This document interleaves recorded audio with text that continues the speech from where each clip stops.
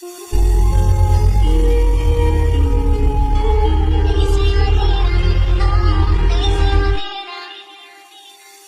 नजर से क्या छुआ, दिल ताज तेरा हुआ, कैसा नशा चढ़ गया, तेरी याद में खो गया। तूने नजर से क्या छुआ, दिल ताज तेरा हुआ, कैसा नशा चढ़ गया, तेरी याद में खो गया। मैं तेरे लिए जान तली मैं लिया, मेरी याद दिलों ना आया, तू मुझे कितना भी जान समझ ले, किसी और दीवाना है।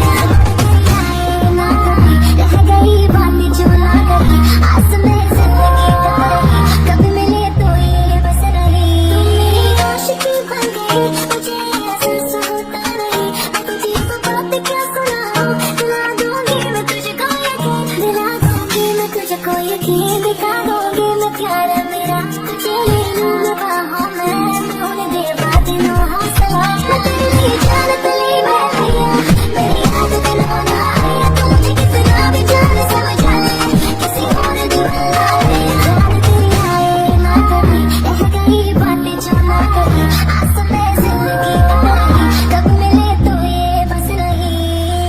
यार दिले में कुछ भी करना, यार दिले में कुछ भी यार दिले में कुछ भी करना, यार दिले में कुछ भी मेरी जान मैं तू सुबह शाम रहूं, मेरी जान जिगर मेरी सांसों में तू। मैं तेरे लिए जान तली मैं लिया, मेरी याद दिलों ना आया, तू मुझे कितना भी जान समझ ले, किसी और दीवाना है।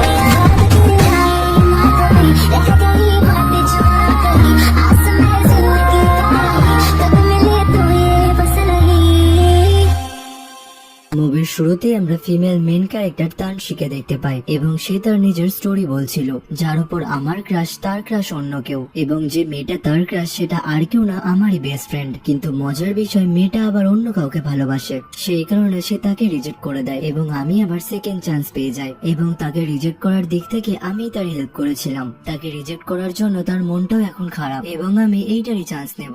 এরপরে সে তার বন্ধু ইওনের কাছে আসে, যে একটা ফ্যাশন ডিজাইনার। তার কাছে আসার পরে সে তাকে সমস্ত ঘটনা খুলে বলে এবং তখন সে তাকে আগের পাস্টের সম্পর্কে জিজ্ঞাসা করে যে পাস্ট নিয়ে তার কোনো সমস্যা আছে কিনা। তখন সে তাকে জানায় যে আমার বন্ধু তাকে রিজেক্ট করেছে, সে জানতো যে আমি তাকে পছন্দ করি। এই কথা শোনার পরে তার বন্ধুও খুশি হয় এবং এরপরে সে তাকে একটা কেক দেয় এবং তাংশি কেকটা টাঙ্গিওর কাছে নিয়ে যেতে বলে। এরপরে আমরা গল্পের প্রধান ক্যারেক্টার ট্যাঙ্গিওকে দেখতে পারি, যে তার অফিসে ঢুকছিল এবং অফিসেরই কিছু ইস্যুর সম্পর্কে সে কারোর সঙ্গে কলে কথা বলছিল। এরপরে সে যখন তার অফিস রুমে এসে বসে তখন তার অ্যাসিস্ট্যান্ট এসে মিডিয়ার সম্পর্কে আরো একটা ব্যাড নিউজ দেয়। এই কথা বলার পরে যখন তার অ্যাসিস্ট্যান্ট সেখান থেকে চলে যায় তখনই তাংশি সেখানে আসে এবং তাকে সে কেকটা গিফট করতে গেলে সেটা নিতে সে মানা করে দেয়, কিন্তু তাও সে তার কথা না শুনে টেবিলের উপর কেকটা রেখে দেয় এবং তাকে তার মন খারাপের কথা বলে। এই কথা শোনার পরে ট্যাঙ্কিও তাকে বলে যে তুমি বারবার এই কথা কেন বলছো। তখন সে তাকে বলে আমি সবারই ইমোশনের সম্পর্কে খেয়াল রাখতে পছন্দ করি এবং এইসব কথা বলার পরে সে যখন দাঁড়িয়ে থাকে তখন ট্যাঙ্কিও তাকে বলে যে তোমার কি অন্য কোনো কাজ নেই, তুমি এখানেই দাঁড়িয়ে রয়েছো। তার এই কথা বলার পরে সে সেখান থেকে চলে যায়। এরপরে আমরা 6 মাস আগের সিন দেখতে পারি, যেখানে তাংশি তার বন্ধুর সাহায্যের জন্য ট্যাঙ্কিওর কাছে এসেছিল।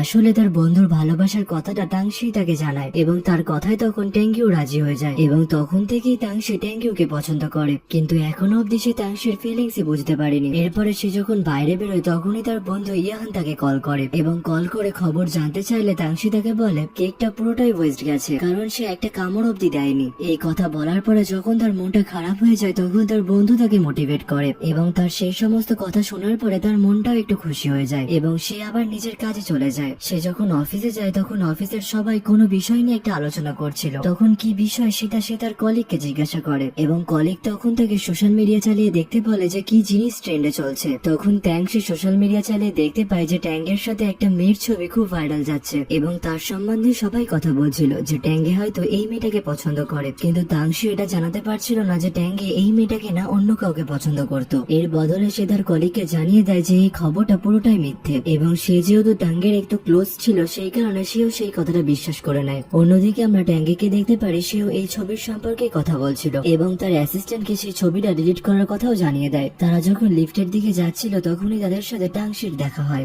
এবং লিফটে ওঠার পরে তাংশি ট্যাঙ্গের কাছাকাছি গিয়ে দাঁড়িয়ে পড়ে। সে যখন কোটের গন্ধ শুকছিল তারা দুজনেই সেটা লক্ষ্য করছিল, কিন্তু তারা কেউ কেউই তাকে আটকায় না। গন্ধ শোকার পরে ট্যাঙ্কি তাকে জিজ্ঞাসা করে তুমি কি করছিলে। তখন তাংশি তাকে জানায় আমি জাজ করছিলাম যে তোমার আশেপাশে কোনো মেয়ে ছিল কিনা। এবং সে যখন সেই ছবিটার সম্পর্কে জিজ্ঞাসা করে তখন সে কোনো কথার জবাব না দিয়ে সেখান থেকে চলে যায়। কিন্তু এরপরেও তাংশি তার পিছু ছাড়ে না। সে পার্কিং লট অব্দি তার সঙ্গে সঙ্গে যায় এবং সেখানে গিয়ে জানতে পারে যে তার অ্যাসিস্ট্যান্ট তার সঙ্গে যাচ্ছে না। সেইটারই ফায়দা নিয়ে ট্যাংশি বলে আমার আজকে গাড়িটা এইখানে নেই, তুমি কি আমাকে আমার জায়গায় ছেড়ে দিয়ে আসতে পারবে এবং আমি তোমাকে ড্রাইভ করেও নিয়ে যাব। সে যখন একটু জোর করে তখন ট্যাঙ্গিও তার কথায় রাজি হয়ে যায়। আসলে ট্যাংশি ভেবেছিল ট্যাঙ্গি হয়তো তাকে ড্রাইভ করতে বারণ করবে, কিন্তু এখানে তার ভাবনার পুরো উল্টো জিনিসটাই হয়। এরপরে সে যখন ড্রাইভ করতে বসে ব্রেক অব্দি তার পা যাচ্ছিল না এবং তার সিটটাকেও সে নাড়াতে পারছিল না। এটা দেখার পরে ট্যাঙ্গি যখন তার কাছে যায় তখন তাংশি একটু নার্ভাস ফিল করে এবং সমস্ত কিছু ঠিক হয়ে যাওয়ার পরে ট্যাংশি ড্রাইভ করতে শুরু করে। সে যখন একটু এগিয়ে আসে তখন সে ট্যাঙ্গির অ্যাসিস্ট্যান্টকে দেখতে পায়। সে আসলে ট্যাংশিরই গাড়ি দেখছিল।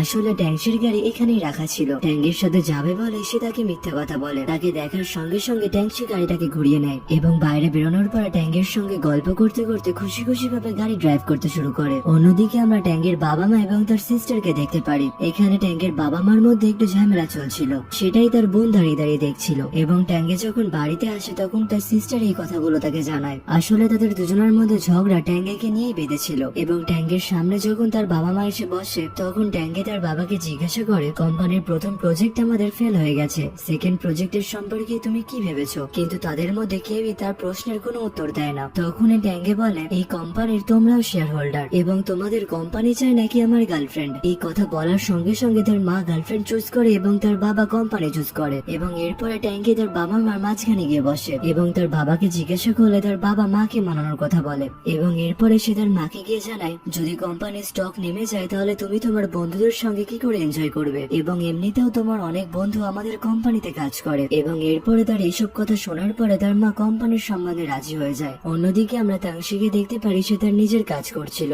এবং কাজ করতে করতে হঠাৎই তার গাড়ির কথা মাথায় আসে এবং সঙ্গে সঙ্গে সে ট্যাঙ্কের অ্যাসিস্ট্যান্টের সঙ্গে দেখা করতে চলে যায়। কোম্পানিতে আসার পরে যখন অ্যাসিস্ট্যান্ট তাংশিকে দেখতে পায় তখন সে টাঙ্গের কথা বলে যে টাঙ্গে এখন অফিসে নেই। তখনই তাংশি টেবিলের উপরে কিছু খাবারের ব্যাগ রাখে এবং তাকে বলে যে আমি ট্যাংশির সঙ্গে না তোমার সঙ্গে দেখা করতে এসেছি। এবং তাকে জিজ্ঞাসা করে তোমার কালকের ঘটনাটা কি মনে আছে? তখনই তার পার্কিং এর কথাটা মাথায় আসে এবং সে মনে মনেই ভাবতে শুরু করে তার গাড়ি থাকা সত্ত্বেও সে ট্যাঙ্গের গাড়িতে কেন গেল। তাংশি কি তাকে লাইক করে? এবং তাংশি অন্যদিকে মনে ভাবে যাতে এই কোনো কথায় ট্যাঙ্গি কিছুই জানতে না পারে। এবং দুজনেই যখন নিজেদের ভাবনা ভাবছিল তখনই সেখানে ট্যাঙ্গে চলে আসে এবং ট্যাঙ্গিকে দেখা মাত্রই তাংশি সেখান থেকে চলে যায়। ট্যাঙ্গেরও তখন সেই খাবারের ব্যাগগুলো চোখে পড়ে এবং সে বুঝতে পারে যে তার অ্যাসিস্ট্যান্টের জন্য তাংশি খাবার এনেছে। তখনই তার অ্যাসিস্ট্যান্ট খাবারের ব্যাগগুলো তার দিকে এগিয়ে দিলে সে মানা করে সেখান থেকে চলে যায় এবং নিজের অফিসে যাওয়ার পরে সে ট্যাংশির সম্পর্কে ভাবতে শুরু করে সে হয়তো তার অ্যাসিস্ট্যান্টকে লাইক করে। এবং এটা শিওর করার জন্য সে যখন তার অ্যাসিস্ট্যান্টকে দেখতে যায় তখন সে দেখতে পায় তার অ্যাসিস্ট্যান্ট তার নিজের কাজ করছে এবং খাবারের ব্যাগগুলো পাশেই পড়ে রয়েছে। তাকে খাবারের কথা জিজ্ঞাসা করলে সে বলে কাজ হয়ে যাওয়ার পরে সে তার খাবার খেয়ে নেবে। এবং এরপরে সে তাকে জিজ্ঞাসা করে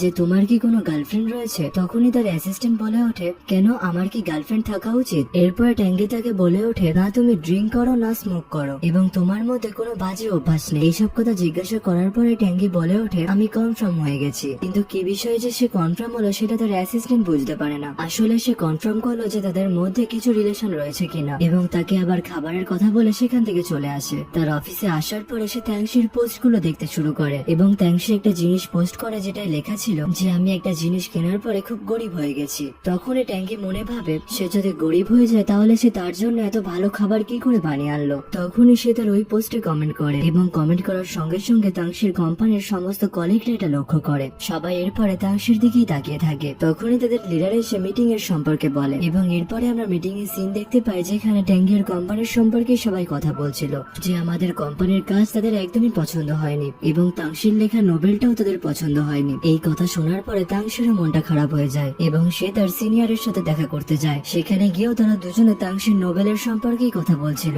এবং এখানে আমরা জানতে পারি টাঙ্গের আগে যে কোম্পানির দায়িত্ব ছিল তাংশিদের কোম্পানির সমস্ত জিনিসই তাদের পছন্দ হতো, কিন্তু কোম্পানির দায়িত্বে ট্যাঙ্গে আসার পর থেকে অনেক কিছুরই পরিবর্তন ঘটেছে এবং তার সিনিয়রও তাকে এটা জানিয়ে দেয় যে আমার এতে কিচ্ছু করার নেই। এরপরে আমরা ট্যাঙ্গিকে দেখতে পারি যার কোনো কাজই পছন্দ হচ্ছিল না, এমনকি তার অ্যাসিস্ট্যান্ট যেগুলো দিয়েছে ওগুলোতেও সে খুশি নয় এবং এর জন্য সে তার অ্যাসিস্ট্যান্টকে বকাবকি করতেও শুরু করে। তার অ্যাসিস্ট্যান্ট তো তাকে ভয় পেয়ে ল্যাপটপ নিয়ে সেখান থেকে চলে যায়। অন্যদিকে আমরা তাংশিকে দেখতে পাই যে কাজের ফাঁকে কফি আনতে যাচ্ছিল এবং কফি আনতে যাওয়ার পরে তখনই তার সাথে তার রাইভেলের দেখা হয় এবং তাকে তার নোবেলের সম্পর্কে খোঁটা দিতে শুরু করে যে তোমার নোবেলটা তো ক্যান্সেল হয়ে গেছে, হয়তো তুমি নোবেলটা ভালো করে লিখতে পারোনি। এবং সে তাকে এটাও বলে ডাউট থাকলে তুমি তো ট্যাঙ্গেকে নিজেই জিজ্ঞাসা করতে পারো, কারণ সে তো তোমার অনেকটাই ক্লোজ। এইসব কথা শোনানোর পরে তাংশি যখন ট্যাঙ্গেকে সত্যি এসএমএস করতে যায় তখন সে তার হাত থেকে মোবাইলটা কাটতে যাচ্ছিল, কিন্তু সে তার কথা না শুনে সে ট্যাঙ্গেকে এসএমএস করে দেয় এবং সেই কারণে তার রাইভেল রাগ করে সেখান থেকে চলে যায়। অন্যদিকে আমরা ট্যাঙ্গেকে দেখতে পারি যে তার এসএমএসটা সিন করে, কিন্তু তার এসএমএস এর সে কিছুই বুঝতে পারছিল না।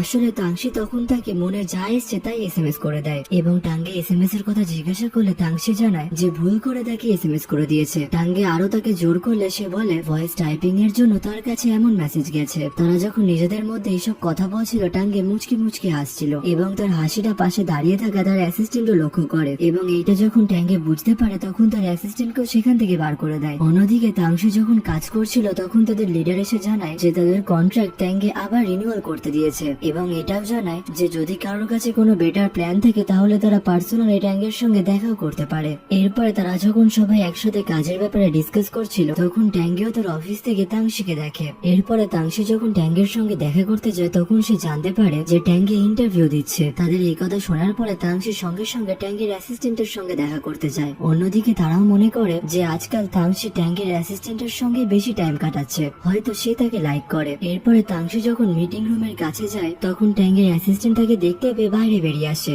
এবং তাংশি বাইরে থেকে ট্যাঙ্গের ছবি তুলতে শুরু করে। ট্যাঙ্গেও এই সমস্ত কিছু দূর থেকে লক্ষ্য করছিল। তাদেরকে একসাথে দেখে সে জেলাস ফিল করছিল না খুশি হচ্ছিল এটাই বোঝা যাচ্ছিল না। এবং ইন্টারভিউ নেওয়া হয়ে যাওয়ার পরে যখন সবাই সেখান থেকে চলে যায় তখন ট্যাঙ্গের অ্যাসিস্ট্যান্টকে ট্যাঙ্গের ভেতরে ডাকে। অন্যদিকে তাংশিও জিমে আসার পর একটা ছবি তুলে পোস্ট করে যাতে ট্যাঙ্গে সেই ছবি দেখে জিমে চলে আসে। ছবি ছাড়ার পর পরে ট্যাঙ্গেও সেই ছবিটা নোটিস করে এবং অন্যদিকে তাংশিও তার অপেক্ষায় ছিল। অপেক্ষা করতে করতে হঠাৎই ট্যাঙ্গে তার সামনে চলে আসে এবং তাকে সামনে দেখতে পেয়ে সে তার ব্যালেন্স হারিয়ে ফেলে, কিন্তু তখনই ট্যাঙ্গে তাকে ধরে নেয়। তার সঙ্গে কথা বলার পর ট্যাঙ্গে সেখান থেকে চলে যায় এবং তাংশিও তখন তার পেছন পেছন চলে যায়। ট্যাঙ্গে তাকে পেছনে দেখতে পেয়ে জিজ্ঞাসা করে তুমি আমার পেছনে কি করছো। এরপরে তাংশি তার নোবেলের সম্পর্কে তাকে জিজ্ঞাসা করে যে তার কেমন টাইপের নোবেল লেখা উচিত এবং আমার নোবেল যদি পাস হয়ে যায় তাহলে তুমি কি আমার নোবেলের প্রডিউসার হবে। ট্যাঙ্গেও তখন তার কথায় রাজি হয়ে যায় এবং তাকে বলে যদি তোমার নোবেল পাস হয় আর যদি নোবেলটা ভালো হয় তবেই হব। তার এই কথা শোনার পরে তাংশি তাকে বলে আমার বন্ধুর সঙ্গে দেখা করানোর সময় আমি কিন্তু তোমার সাহায্য করেছিলাম,